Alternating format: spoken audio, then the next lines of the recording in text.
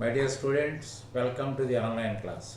మనం టాలీలో main chapter అయిన grouping of ledgers గురించి నేర్చుకున్నాం. గ్రూపింగ్ ఆఫ్ లెడ్జర్స్ ఎంత ఇంపార్టెంట్ అంటే, మీ యొక్క శ్రమ లేకుండా కేవలం గ్రూపింగ్ ఆఫ్ లెడ్జర్స్ నేర్చుకోవడం వల్ల మీరు ఎటువంటి ఆర్గనైజేషన్లో అయినా ఒక సీనియర్ లెవెల్లోనే ఉద్యోగం నిర్వర్తించగలుగుతారు. అంత గొప్ప చాప్టర్ అది.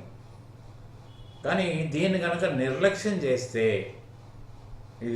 దీనివల్ల ఎప్పటికీ మీరు డాటా ఆపరేటర్గా మిగిలిపోతారు తప్ప ఎప్పటికీ అకౌంటెంట్ కాలేరు. It is quite impossible to become an accountant if you are not aware of the grouping of ledgers which contains liabilities, assets, expenditure and income. దీని గురించి క్లియర్గా గ్రూపింగ్ ఆఫ్ లెడ్జర్స్లో ఉంటుంది. That was clearly told by me through the class. మీకు notes ఇవ్వడం జరిగింది. దాని తర్వాత నోట్స్ని అనుసరించి మీకు గ్రూపింగ్ ఆఫ్ లెడ్జర్స్ గురించి నేను వీడియోస్ ద్వారా కూడా చెప్పడం జరిగింది. ఎందుకంటే దాంట్లో ఎప్పుడు కూడా వీడియో చూసే ముందు నోట్స్ చదవాలి. నోట్స్ చదివి దాంట్లో ఉన్న డౌట్ఫుల్ థింగ్స్ నోట్ చేసుకుంటే వీడియో చూసినప్పుడు ఆ డౌట్ క్లియర్ అవుతుంది.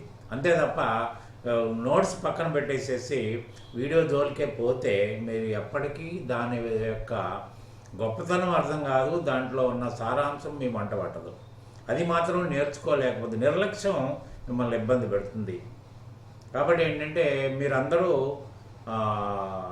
ఖచ్చితంగా మెటీరియల్ని గౌరవించి మెటీరియల్ని ఫాలో అవుతూ వీడియోస్ అబ్జర్వ్ చేస్తే డెఫినెట్గా మీరు ఆఫ్లైన్లో లేకపోయినా ఆన్లైన్లో కూడా you can become a perfect accountant అనేది మాత్రం నేను ఖచ్చితంగా చెప్పగలుగుతాను. సో ఇక్కడ గ్రూపింగ్ ఆఫ్ లెడ్జర్స్ తర్వాత మనం నేర్చుకోవాల్సింది ఏంటంటే, మనం కంపెనీలో వర్క్ చేయాలి.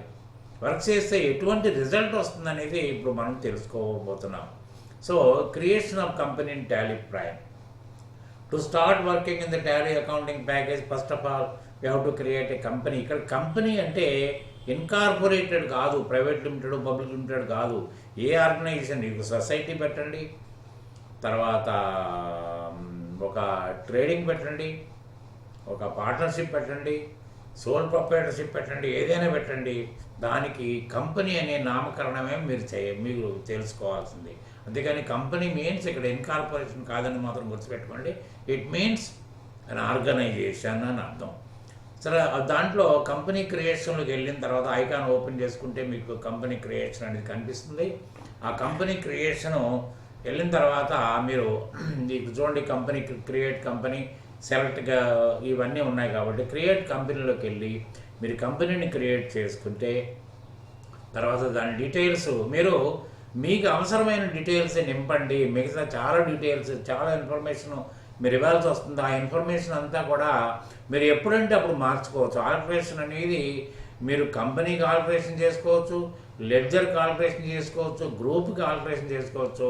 Anything can be altered in the beginning are during the working time. ఎప్పుడంటే అప్పుడు ఆల్టర్ చేసుకోవచ్చు. కాబట్టి మీరు దాంట్లో శ్రమ పడాల్సిన అవసరం లేదు. దీంట్లో మెయిన్గా ఏంటంటే, మీరు కంపెనీని నేమ్ క్రియేట్ చేసి, ఆ నేము ఎటువంటిది నేమో నేను ఆల్రెడీ మీకు మెటీరియల్లో కూడా ఇచ్చాను. సాచకి కన్స్ట్రక్షన్స్ అని ఇచ్చాను, ఒక డమ్మీ కంపెనీ అనుకోండి. కానీ దీని ద్వారానే మొత్తం టోటల్ ట్రాన్సాక్షన్స్ అన్నీ దీని ద్వారానే మీరు చేయాల్సిన అవసరం వస్తుంది అన్నారా. కాబట్టి ఏంటంటే దీన్ని ఆధారం చేసుకుని మీరు ముందుకు వెళ్ళాల్సిన అవసరం వస్తుంది.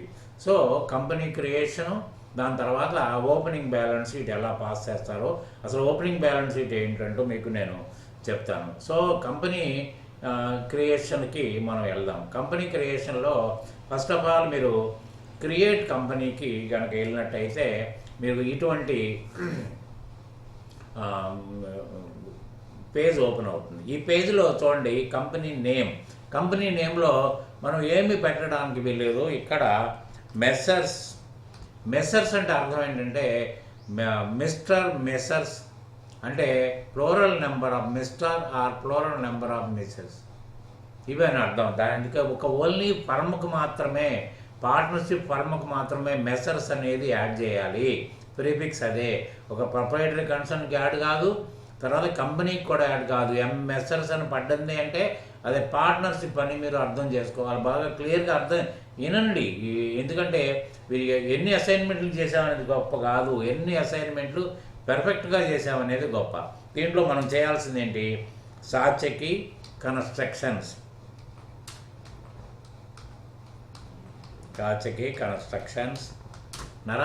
సాత్యకి కన్స్ట్రక్షన్స్ అనేది మీరు నేమ్ తోటే మాత్రమే కంపెనీ ఓపెన్ చేయాలి. మీ ఇష్టం వచ్చిన పేరు మాత్రం పెట్టద్దు, ఎందుకంటే టైటిల్ అదే, ఆ టైటిల్ మీదనే మీరు రన్ కావాలి. సో నేను ప్రస్తుతం నేను ఇక్కడ హైదరాబాద్ కాబట్టి ఇక్కడ తర్వాత మెయిలింగ్ అడ్రస్ అంటే పోస్టల్ అడ్రస్. సో దాని తర్వాత మీకు అదే ఆటోమేటిక్గా వస్తుంది. తర్వాత అడ్రస్ నేను ఇక్కడ ఏమి డోర్ నెంబర్లు ఏమి ఇవ్వకుండా సింపుల్గా నేను హైదరాబాద్ అని రాస్తాను. మీరు అక్కడ కరీంనగరో కాకినాడో ఏదన్నా మీ ప్లేస్ని రాసుకోండి, తప్పేం లేదు. లేదా హైదరాబాద్ అని రాసుకున్నా తప్పలేదు. సో ఎంటర్ చేసుకుంటూ కొట్టేస్తూ ఉంటే మీకు స్కిప్ అవుతూ ఉంటుంది స్టేట్. నేను ఇక్కడ నేను తెలంగాణ అని రాసుకుంటున్నాను. మీరు ఆంధ్ర అయితే ఆంధ్ర రాసుకోండి, విన్నారా? తర్వాత ఇండియా మామూలే. పిన్ కోడ్ అడ్రస్ ఇవ్వలేదు కాబట్టి పిన్ కోడ్ గురించి మీరు పెద్దగా పట్టించుకోకర్లేదు. మొబైల్ నెంబర్ ఇవన్నీ స్కిప్ కండి, విన్నారా? ఇప్పుడు అంతా శ్రమ పడక్కర్లేదు. తర్వాత ఇక్కడికి వచ్చినప్పటికి ఫైనాన్షియల్ ఇయర్ బిగినింగ్ ఫ్రమ్ అంటే ఫైనాన్షియల్ ఇయర్ దేనికైనా సరే 1st ఏప్రిల్ నాడు స్టార్ట్ అయ్యి 31st మార్చి నాడు క్లోజ్ అవుతుంది మీకు, విన్నారా? కాబట్టి ఫైనాన్షియల్ ఇయర్ వెరీ వెరీ ఇది ఏదైతే డేటా ఉందో వెరీ వెరీ ఇంపార్టెంట్. ఎందుకంటే సరైన డేట్ని మీరు మెన్షన్ చేయాల్సిన అవసరం వస్తుంది. సరైన ఇయర్ అంటే 1st ఏప్రిలే. తర్వాత ఇక ఎండ్ బటన్ కొట్టండి. ఇక్కడ పైన మీకు కీబోర్డ్లో ఎండ్ బటన్ ఉంటుంది, అది వెతుక్కోండి. ఎండ్ బటన్ కొడితే లాస్ట్కి వచ్చేసింది. లాస్ట్కి వచ్చేసి మీరు ఏం చేస్తారంటే ఒక బ్యాక్ స్పేస్ కొడితే ఒకటి క్లోజ్ అయింది. తర్వాత మీరు ఇంకా 2000లోనే ఉన్నాం కాబట్టి మనం ఆ పక్కన 22నా 23నా 25 21 ఏది యాడ్ చేసుకోవచ్చు. అయితే మరి ఏ ఫైనాన్షియల్ ఇయర్ బిగినింగ్ ఏదనుకోవాలి మనం అనుకుంటే జస్ట్ మనం ఇక్కడ చూడండి, ఇక్కడ ఏముంటుంది? Messrs Satyaki constructions balance sheet as at 31st May 2022 అంటే లాస్ట్ ఇయర్ బ్యాలెన్స్ షీట్ అన్నట్టు అర్థం. లాస్ట్ ఇయర్ ఎప్పుడు క్లోజ్ అవుతుందండి? మార్చి క్లోజ్ అవుతుంది. ఎప్పుడు క్లోజ్ అయింది ఇక్కడ? March 31st 3, 2022. అంటే ఎప్పటి నుంచి మళ్ళీ కొత్త పుస్తకాలు స్టార్ట్ అవుతాయండి? 1/4 నుంచి స్టార్ట్ అవుతాయి. 1/4/22 నుంచే స్టార్ట్ అవుతాయి, అంతే కదండి. కంటిన్యూషనే కదా. అంటే మార్చి క్లోజ్ అయినాయి, తర్వాత 1/4 నాడు 1/4/22 నాడు కొత్త ఇయర్ స్టార్ట్ అవుతుంది. అంటే దీన్ని బట్టి మనం ఇక్కడ ఏం వేసుకోవాలి? మనం 22 వేసుకుంటే సరిపోతుంది. 22 వేసుకున్న తర్వాత మీరు ఇక్కడ బుక్స్ బిగినింగ్ ఫ్రమ్ అది కూడా అదే సేమ్ వచ్చేసింది, కాపీ వచ్చేసింది సరే 1st April 22. ఇది మీరు చేంజ్ చేయొద్దు. ఎందుకు? కారణం ఏంటంటే ఇక్కడ మనం ఓపెనింగ్ బ్యాలెన్స్ షీట్ అంటే ఇది ఎగ్జిస్టింగ్ కంపెనీ కాబట్టి ఇక డేట్ ఏం మారదు. అంటే ఎప్పటి నుంచి పుస్తకాలు బిగిన్ అవుతున్నాయని అడుగుతున్నాడు. 1/4/22 నుంచే బిగిన్ అవుతాయి కదా. So you need not change the name, అన్నారా? సో ఈ విధంగా మనకి ఇక్కడ బేస్ కరెన్సీ సింబల్ ఇది, తర్వాత INR ఇండియన్ రూపీ, తర్వాత ఇదంతా అయిపోయిన తర్వాత ప్రతి దానికి కూడా డైలాగ్ బాక్స్ వస్తుంది, accept yes or no. Suppose మీరు దీంట్లో ఒకసారి వెరిఫై చేసుకుందాం, లేకపోతే స్పెల్లింగ్ మిస్టేక్స్ ఏమైనా ఉన్నాయా లేకపోతే మనకి అని అనుకుంటే మీరు ఎన్ కొట్టండి. ఎన్ కొడితే మళ్ళీ బిగినింగ్కి వెళ్ళింది చూసారు, అది ఎస్ కొడితే యాక్సెప్ట్ అయిపోతుంది. సో బిగినింగ్కి వెళ్ళిన తర్వాత ఇక్కడ మీరు హైదరాబాద్ ఇక్కడ ఏమైనా స్పెల్లింగ్ మిస్టేక్స్ కానీ లేకపోతే ఇదంతా కానీ లేకపోతే ఇయర్ తప్పు వేయడం కానీ ఇవన్నీ చేశారనుకోండి, మీరు అక్కడ బ్లింక్ అవుతోంది అంటే ఇక్కడ బ్లింక్ అవుతోంది అంటే అర్థం ఏంటంటే you can change, it is allowing you to change. So ఇక్కడ మీకు ఏమీ లేదు, అన్నీ కరెక్ట్గా ఉన్నాయి అనుకున్నప్పుడు మళ్ళీ ఇక్కడ ఎంటర్ కొట్టినా లేకపోతే వై కొట్టినా కూడా మీకు ఓకే అయిపోయింది. నేను వై కొట్టినాను చూసారా, వెంటనే మనకి ఈ పేజ్ ఓపెన్ అవుతుంది. దాని కంటిన్యూషన్ మీరేం ఓపెన్ చేయక్కర్లేదు, ఆటోమేటిక్గా అది ఓపెన్ అయిపోయింది. ఓపెన్ అయిపోతే దీంట్లో ఇక్కడ ఏముంది? So more features, so less features, మీకు అలా ఉంచేసుకోండి, దాన్ని వదిలిపెట్టకండి. తర్వాత మెయింటైన్ అకౌంట్స్, మనం అకౌంట్స్ గురించే మాట్లాడుకుంటున్నాం కాబట్టి అకౌంట్స్. తర్వాత ఎంటర్ కొట్టుకుంటే ఎనేబుల్ బిల్ వైజ్ ఎంట్రీ అంటే బిల్ టు బిల్ ఎంట్రీ చేసుకోవాలా ఎస్ఆ నో అని అడుగుతుంది. ఇక్కడ నో అని కొడదాం, ఎన్ కొడితే చాలు, నో అని స్పెల్లింగ్ కొట్టక్కర్లేదు, ఎన్ కొడితే వెళ్ళిపోద్ది. ఎందుకంటే బిల్ వైజ్ కూడా దీంట్లో బిల్ టు బిల్ అంటే ఒక బిల్లు చేసిన తర్వాత జనరేట్ చేసిన తర్వాత దానికి పేమెంట్ చేసిన తర్వాత మళ్ళీ బిల్లు అంటే ఎప్పటికీ ఒక బిల్లు మాత్రమే బాకీ ఉంటుంది. ఆ సిస్టమ్ అది బిల్ వైజ్ ఎంట్రీ. అది అప్పుడు అవసరం వచ్చినప్పుడు చేసుకుందాం కాబట్టి దాన్ని మీరు ఏం చేయకండి. తర్వాత ఎంటర్ కొట్టుకుంటారండి. ఇక్కడ మెయింటైన్ ఇన్వెంటరీ. ఇన్వెంటరీ అంటే స్టాక్ తోటి సంబంధమైనది.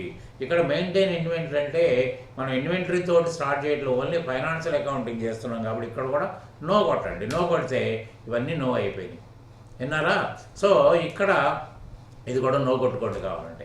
ఇవన్నీ చేసేసిన తర్వాత మీరు ఏం చేస్తారంటే బాగా గుర్తుపెట్టుకోండి, ప్రతి ఐటమ్ బాగా గుర్తుపెట్టుకోండి. మళ్ళీ మీకు ఇంకో కంపెనీ క్రియేషన్ కూడా నేను మీకు ఇస్తాను. అది అప్పుడు కూడా మళ్ళీ మీరు different company with different financial year beginning కూడా మీరు చేసుకోవాల్సిన అవసరం ఏర్పడుతుంది.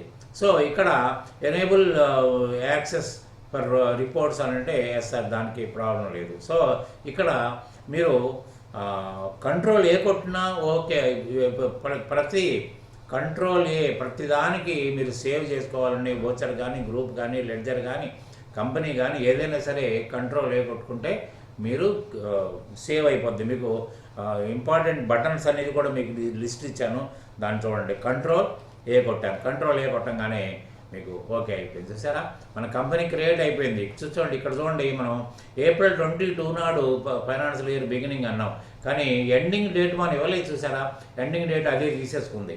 సో మీరు 12 monthsకి అది ఒక యూనిట్ని క్రియేట్ చేసుకుంటుంది కాబట్టి 23 అయిపోయింది. తర్వాత April 1 డేటు ఏంటి, ఫ్రైడే అయింది. తర్వాత నేమ్ ఆఫ్ ది కంపెనీ వచ్చేప్పటికి సాత్వికి కన్స్ట్రక్షన్స్ అయింది. నో వోచర్స్ అంటాడు. ఇంతవరకు మనం ఏమీ చేయలేదు. అయితే దీంట్లో చూడండి మనకి ఇక్కడ చార్ట్ ఆఫ్ అకౌంట్స్ ఒకసారి మనం గేట్వే ఆఫ్ టాలీ అన్నిటి ఇక్కడి నుంచే మనం ముందుకెళ్తూ ఉంటాం. దీంట్లో ఆల్రెడీ మనకి కొత్త ప్యాకేజీ, మనం ఇంతవరకు ఒక పేరు మాత్రమే ఎంటర్ చేసాము, ఇంకేమి ఎంటర్ చేయలేదు. కానీ క్రియేషన్స్ ఏమున్నాయి ఒకసారి, చార్ట్ ఆఫ్ అకౌంట్స్ ఏమున్నాయి ఒకసారి చూద్దామంటే ఇక్కడికి వచ్చి మీరు మ్యాక్సిమం మౌస్ వాడకుండా ఊరికి కర్సర్ ద్వారానే మీరు పైకి వచ్చేయచ్చు. చార్ట్ ఆఫ్ అకౌంట్స్ ఎంటర్ కొట్టండి. ఎంటర్ కొడితే ఇక్కడ గ్రూప్స్ ఉన్నాయి. గ్రూప్స్లో కూడా చూడండి, అంటే ఇక్కడ ఆల్ఫాబెట్స్ల ప్రకారం ఉంటాయి. ఇంకా capital account, current assets, current liabilities, direct ఇవన్నీ ఆల్ఫాబెట్స్ ప్రకారం ఇవన్నీ ఉన్నాయి అన్నారా.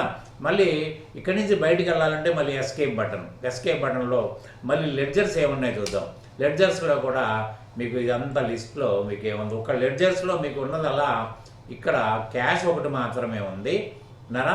ఇంకా ఏమీ ఇక్కడ కనపడలేదు. ఇక్కడ ప్రాఫిట్ అండ్ లాస్ అకౌంట్ ఉంది, బోల్డ్ కాకుండా ఉన్నది ఇది. అంటే ఇది లెడ్జరు అంటే ఓన్లీ నీకు గ్రూపింగ్ ఆఫ్ లెడ్జర్స్లో కూడా చెప్పాము, need not create cash account and profit and loss account. అది ప్రీ క్రియేటెడ్ లెడ్జర్స్. ఆ రెండు మాత్రమే లెడ్జర్స్ క్రియేట్ అయి ఉంటాయి.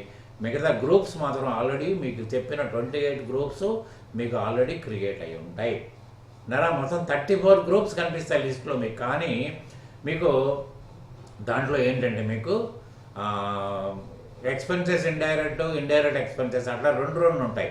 ఏదో ఒకటి మీరు సెలెక్ట్ చేసుకోవచ్చు. సో మళ్ళీ ఎస్కేప్ కొడితే మీరు బయటకు వచ్చేస్తుంది. బయటకు వచ్చేసిన తర్వాత ఈ గేట్వేకి కాడి నుంచి ఎక్కడైనా మనం గేట్వే కాడి నుంచి వెళ్ళాల్సి వస్తుంది. గేట్వేలో క్రియేట్ కంపెనీ, ఆల్టర్ కంపెనీ, అదే గేట్వేలో చూడండి క్రియేట్లో ముందు మీరు గ్రూప్ క్రియేట్ చేయాలంటే ఏ విధమైన ఇది కనిపిస్తుంది నరా. ఒక చిన్న బాక్స్, దీంట్లో మీరు గ్రూప్ క్రియేట్ చేసుకోవచ్చు.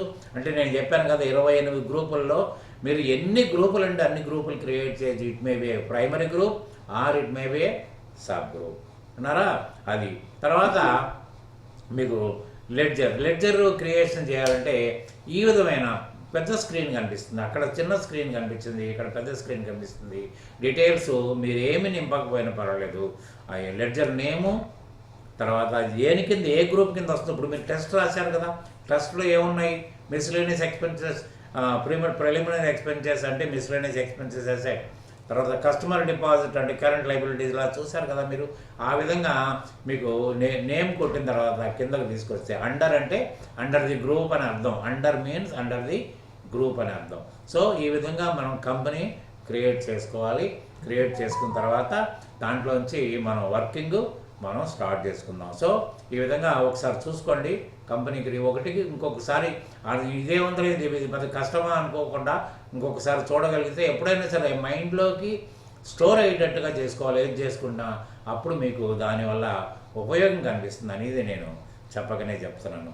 Thank you very much. Good day.